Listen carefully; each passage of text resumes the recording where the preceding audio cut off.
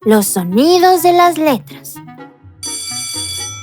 Hola amigos, vamos a aprender cómo suena la letra M. Es muy fácil, la letra M suena así. Repitan conmigo. Muy bien, niños. Y si la juntamos con las vocales, suena así.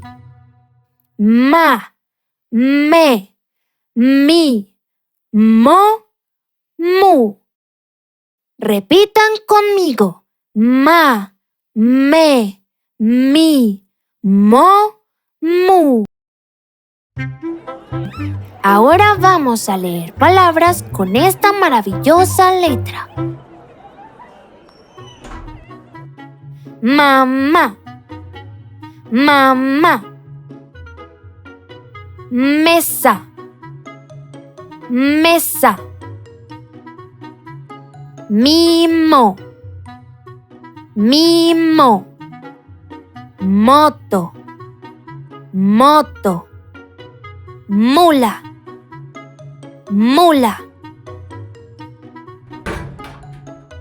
Genial, niños. Lo han hecho muy bien. ¡Hasta la próxima!